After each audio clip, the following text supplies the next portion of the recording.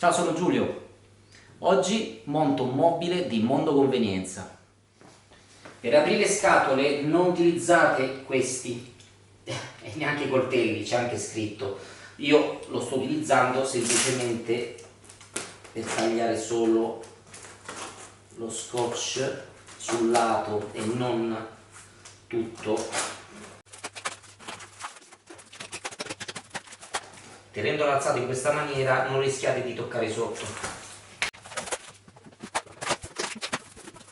Adesso il primo obiettivo è trovare le istruzioni. Probabilmente sono là sotto, però intanto apro tutto.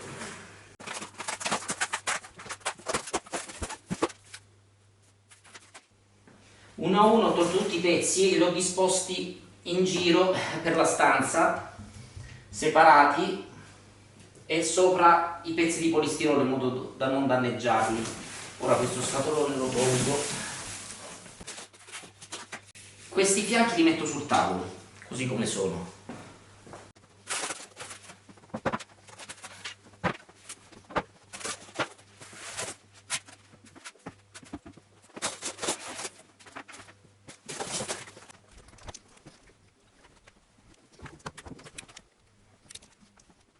Ora apro questo scatolo dove ci dovrebbero essere le viterie e anche le istruzioni.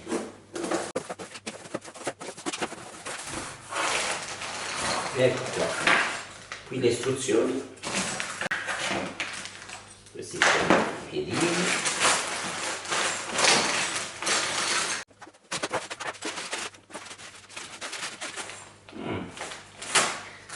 Ci sono un sacco di viti.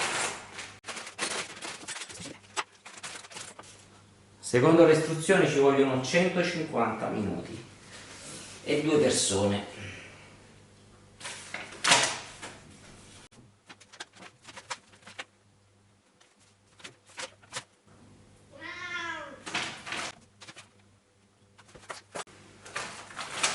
Ok, iniziamo.